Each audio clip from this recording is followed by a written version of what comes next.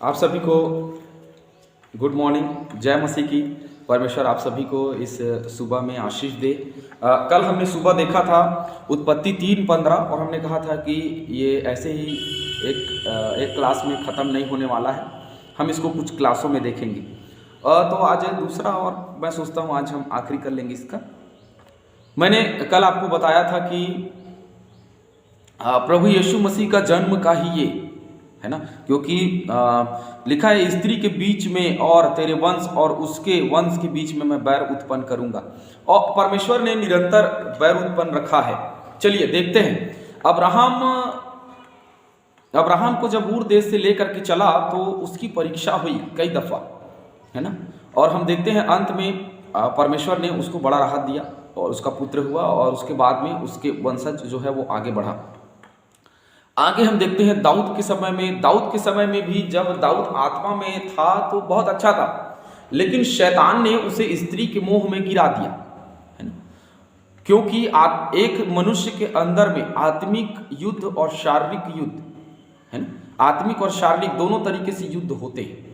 तो जब हम आत्मा में होते हैं तो हम शारीरिक रूप से, शारीरिक दशा से, अपने अंदर के अपने स्वभाव से, हम अपने व्यक्तित्व से, अपने चरित्र से हम क्या करते हैं, लड़ते हैं। और मनुष्य के अंदर में ही दो तरफा लड़ाई चल रही है। और ये इसीलिए है क्योंकि वो परमेश्वर और शैतान, परमेश्वर के लोग और शैतान के लोगों के बीच में युद्ध है। और ये युद्ध हमें आज भी होता हुआ दिखाई देता है। और कभी भी हमारे विचार जो प्रभु में हैं या जो प्रभु में नहीं है, उनके विचार कभी मेल नहीं खाते और आने वाले दिनों में भी कभी मेल खाने वाले नहीं है, क्योंकि वे संसार के हैं और हम परमेश्वर के।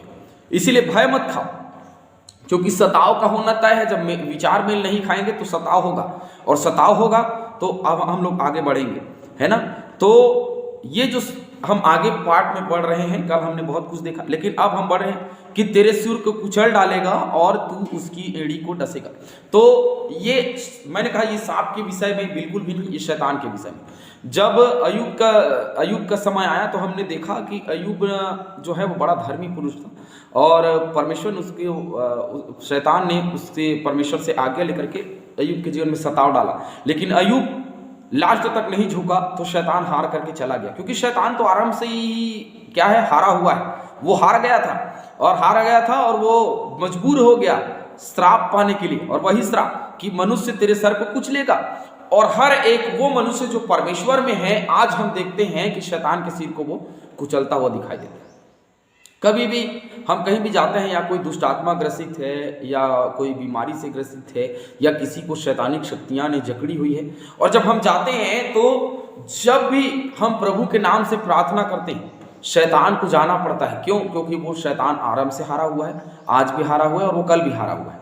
चलिए कुछ वचन है जिसको हम देखने वाले हैं। गलातियों की किताब 4:4 में हम देखेंगे क्या लिखा है। परंतु जब समय पूरा हुआ तो परमेश्वर ने अपने पुत्र को भेजा, जो स्त्री से जन्मा और व्यवस्था के अधीन उत्पन्न हुआ, ताकि व्यवस्था के अधीनों को मोल लेकर छुड़ा ले और हमको नेपालक होने का पद मिले। देखिए ये परमेश्वर के पुत्र कौन है? यहाँ स्त्री के पुत्र कौन है? स्त्री के पुत्र वही है जो मसीह यीशु के साथ में है, और मसीह यीशु के साथ में खरीदे गए और परमेश्वर के नेपालक पुत्र, गोद लिए हुए पुत्र हैं। तो गोद लिए हुए पुत्र और शैतान के पुत्र दोनों के बीच में झगड़ा होगा, क्योंकि शैतान ने भी गोद लिया हुआ है बहुत सारे लोगों को और परमेश्वर ने भी लिया, तो दोनों के बीच में झगड़ा होगा, बैर उत्पन्न होगा। और ये तय है कि ये बैर अंत तक चलता रहेगा, जब तक अंत ना हो जाए। प्रकाशित वाक्य में लिखा है कि वो आखिरी तक। चलिए पढ़ते हैं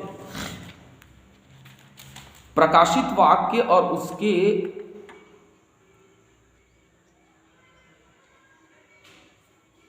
उसके 12वां अध्याय और 7वें पद में लिखा है, फिर स्वर्ग में लड़ाई हुई, मिकाईल और उसके स्वर्गदूत अजगर से लड़ने को निकले। देखिए कहां, फिर स्वर्ग में लड़ाई हुई, मिकाईल और उसके स्वर्गदूत अजगर से लड़ने निकले, और अजगर और उसके दूत उससे लड़े। किससे लड़े? मिकाईल और उसके स्वर्गदूत से लड़े। कौन? अजगर और उसके जो दूत हैं वे सब लड़े, परंतु प्रबल न हुए और स्वर्ग में उनके लिए फिर जगह न रही। देखिए लड़ने निकले हैं, किससे? ये शैतान के लोगों से लड़ने निकले हैं। कौन? दूत, परमेश्वर के दूत। लड़ने निकले हैं। क्यों? क्योंकि आरंभ से ही बैर है, लड़ाई और झगड़ा आरंभ से ही है। शैतान और शैतान के लोग और परमेश्वर के लोगों के बीच में लड़ाई चलती रहेगी। 17वें पद में लिखा है, तब अजगर स्त्री पर क्रोधित हुआ। किस पर? स्त्री पर क्रोधित हुआ।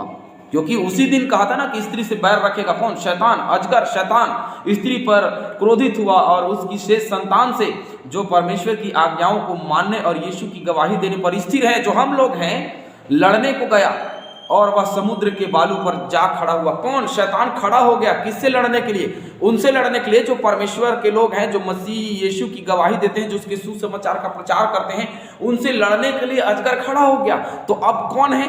यहाँ पे क्लियर साउंड हो रहा है, क्लियर बात हो रही है कि हम जो परमेश्वर के लोग हैं, जो मसीह हैं, वही हैं जो स्त्री से उत्पन्न हुए हैं। और हमारे और शैतान के लोगों के बीच में शुरू से युद्ध चला आ रहा है और आगे चलता रहेगा। सदरक मेशक अबेदनगो को जब डाल दिया गया तो युद्ध ही तो है। दानियल को वहां डाल दिया गया, युद्ध ही तो है। इजरायलियों को बार बार बंधवाई में ले जाया गया, युद्ध ही तो है। पौलुस को सताया गया, युद्ध ही तो है। प्रभु यीशु मसीह को क्रूस पे चढ़ा दिया गया, युद्ध ही तो है। और प्रकाशित वाक्य में जो अजगर हमसे लड़ने निकला है, वो युद्ध ही तो है। और निरंतर ये लड़ाई जो है हमारे और शैतान के बीच में निरंतर चलती रहेगी। मैं और आप इस लड़ाई में शामिल हैं, भागीदार हैं। इसीलिए कहा है, आत्मा से भर जाओ और तुम आत्मिक तरीके से क्या कर लो? अपने शरीर में हर एक चीजों को बांध लो, क्योंकि तुम युद्ध में शामिल हो। हम सब योद्धा हैं और युद्ध में शामिल हैं, और हम परमेश्वर की ओर से खड़े हुए हैं जो आत्मिक रूप से युद्ध कर रहे हैं। मैंने कहा, जब हम सताए जा रहे हैं, जब हम आलोचनाओं का सामना कर रहे हैं, इसका मतलब यह है कि हमें भागना नहीं, हमें डरना नहीं है, हमें सामंजस्य पैदा नहीं करना है, हमें समझौता नहीं करना है, क्योंकि समझौते से काम बिगड़ सकती है। हमें लड़ते रहना है अपने आप से, अपने जीवन से, अपने परिवार से, या अपने गांव से, अपने समाज से, अपने कलीसिया से बिल्कुल भी समझौता ना करें, क्योंकि युद्ध है जो आरंभ से ही चला आ रहा है। उत्पत्ति 3:15 में जो युद्ध है, वो युद्ध आगे भी चलता रहेगा, वो कभी नहीं रुकेगा। मेरे और आपके बीच में जो युद्ध, मेरे और आपके लिए जो युद्ध है ना, वो आत्मिक युद्ध, हमें विजयी प्राप्त होगी अंत में। क्योंकि अंत में लिखा ना, जो मेरे कारण सताए जाते हैं, स्वर्ग का राज्य उन्हीं का है।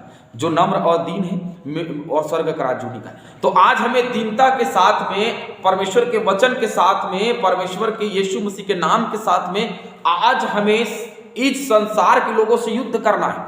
क्योंकि बैर उत्पन्न उसी ने किया है, और बैर उत्पन्न उसी ने किया है, तो ये बैर कभी खत्म नहीं हो सकता, क्योंकि ये परमेश्वर ने उत्पन्न किया है। मेरे और आपने, मैं बहुत बार ऐसे सोचता था कि प्रभु, मेरे कलीसिया में यह युद्ध क्यों होता है, ये झगड़ा क्यों होता है, मेरे विचार जो आप में हैं, मेरे विचार और लोगों के विचार मेल क्यों नहीं खाते। आज परमेश्वर के वचन को लोग सुनते तो हैं, लेकिन वो परमेश्वर के वचन को क्यों नहीं मानते? इसके पीछे में सबसे बड़ा कारण यही है कि शैतान के लोग और परमेश्वर के लोग के बीच में युद्ध है। कभी भी एक शराबी को आप बोलोगे कि आपने शराब पिया है, तो वो आप पे क्रोधित होगा। क्यों होगा? क्योंकि वो शैतान का है। कोई व्यक्ति चुगली कर रहा है, या कोई बुराई कर रहा है, या कोई झगड़ा कर रहा है, आप उसे समझाने जाओगे तो वो आपको कहेगा ही कहेगा कि मैं सही हूं, और मैं जो झगड़ा कर रहा हूं सही हूं। और आपके और उसके बीच में विचार मेल नहीं खाएंगे, और आपके और उनके बीच में विवाद की स्थिति पैदा हो जाएगी। क्यों? क्योंकि शुरू से ही, आरंभ से ही परमेश्वर ने बैर भाव रखा है अपने लोगों और शैतान के लोगों के बीच में। तो आज पूरी दुनिया दो भाग में बटी हुई है। हालांकि कई देश हैं, अनेक देश हैं, लेकिन आज स्थिति जो है या तो शैतान की है या तो परमेश्वर की है। ये दोनों स्थितियां जो हैं वो पैदा हैं। दो भाग में ये पूरी दुनिया बटी हुई है, एक शैतान और एक परमेश्वर के लोग। तो मैं सोचता हूं परमेश्वर के जो लोग हैं वो बहुत थोड़े हैं, और जो शैतान के लोग हैं बहुत ज्यादा है। फिर भी ये जो परमेश्वर के लोग हैं उन पर वे हावी नहीं हो सकते। क्यों? क्योंकि हमने पहला पत्रस में हमने किस में पढ़ा है? हमने प्रकाशित वाक्य में पढ़ा। फिर भी वो प्रबल नहीं हुई। 12 के प्रकाशित वाक्य 12:8 में हमने पढ़ा ना कि फिर भी वो प्रबल नहीं हुई, वो हार गई, क्योंकि वो तो आरंभ से ही हारा हुआ है। शैतान आरंभ से हत्यारा है, तो आरंभ से हारा हुआ भी है। और उसने आदम और हवा को फल खिलाने के बाद में, आदम और हवा के बाद में जो पुत्र पैदा हुए, केन और हाबिल, युद्ध वहीं से आरंभ हो गया था। हमने देखा कि केन जो है वो बुरा सोचता है और हाबिल अच्छा विचार का है। तो केन ने हाबिल को मार दिया, क्यों हाबिल को मार दिया? क्योंकि वो अच्छे विचार का है, और वो युद्ध जो शैतान ने आरंभ किया था 3:15 में, जो श्राप मिला था, उसका परिणाम हमको सामने मिल करके आया। हालांकि वो जो है हम देख रहे हैं हाबिल के जीवन में हावी तो हो गया, लेकिन वो परमेश्वर की श्राप से नहीं बच सका। उसको परमेश्वर ने श्राप दिया, उसको अपनी जगह से, अपने माता पिता से निकलना पड़ा और जन जन बल बल भटकता पड़ा। तो मैं और आप, हो सकता है कि लोग हम पर विजय प्राप्त करते हुए दिखाई दें, लेकिन परमेश्वर उन्हें निर्जन जगह में जाकर के छोड़ देगा और वो भटकता रहेगा। उसका जीवन कभी शांति नहीं पाएगा। उसकी हड्डी, उसकी मांस, उसका प्राण कहेगा कि प्रभु तू मुझे उठा ले, फिर भी प्रभु उसको नहीं उठाएगा। प्रकाशित वाक्य में लिखा है, पहाड़ों से कहोगे आ गिरो हम पर, तो नहीं गिरेगा, क्योंकि तुम आने वाले दंड से नहीं बच सकते। यही बात यूहन्ना बपतिस्मा दाता भी कहता है कि तुम आने वाले क्रोध से कैसे बच सकते हो? भागने का प्रयास मत करो, तुम नहीं भाग सकते, क्योंकि आने वाला जो क्रोध है वो परमेश्वर का न्याय है। जब अंत का दिन होगा तो मेरे और आपके लिए यही आशा है कि हम अनंत जीवन को प्राप्त करेंगे। क्यों? क्योंकि ये युद्ध है और इस युद्ध में हम शामिल हैं। कैसे? एक योद्धा के समान। अब जब हम योद्धा के समान शामिल हैं युद्ध में, तो हम क्या करेंगे? क्या करेंगे आप मुझे बताइए। मैं आपको बताता हूं हम क्या करने वाले हैं। सबसे पहली चीज तो प्रार्थना के हथियार बांधना मनुष्य के जीवन में बहुत जरूरी है। आगे हम इसके विषय में बात करेंगे। प्रार्थना, वचन और पवित्र आत्मा। सबसे बड़ी चीज है पवित्र आत्मा की अगुवाई अपने जीवन में रखिए, प्रार्थना करिए, वचन निरंतर पढ़ते रहिए, उसमें आत्मिक ज्ञान प्राप्त करिए और आत्मिक ज्ञान प्राप्त करके इस युद्ध में शामिल होइए। क्योंकि युद्ध में जाने वाला योद्धा अस्त्र शस्त्र बल में प्रबल होता है, वो शिक्षित होता है ना, और उसके पास में हथियार होता है और हथियार को लेकर के वो युद्ध में जाता है और सामना करता है। झीलम होती है, ढाल होता है और उसके पूरे शरीर में चारों तरफ से घिराव होता है और वो अन्य अन्य वस्तुओं से घिरा होता है और वो युद्ध में जाता है। युद्ध में हम शामिल हैं। युद्ध में जब जा रहे हैं तो बिना हथियार के कोई युद्ध में नहीं जा सकता। आप हथियार बांध लीजिए। ये वचन आपका हथियार, ये तलवार है, इसको लेकर के जाना है। ये वचन हमारी ढाल है, यही वचन हमारे लिए झीलम है, यही वचन जो है हमारे लिए क्या है? पटुका है। यही वचन जो है हमारे लिए क्या है? कमर का बेल्ट है। यही वचन हमारे लिए जूता है। यही वचन हमारे लिए सब कुछ है। इसी वचन को लेकर के हमें जाना है।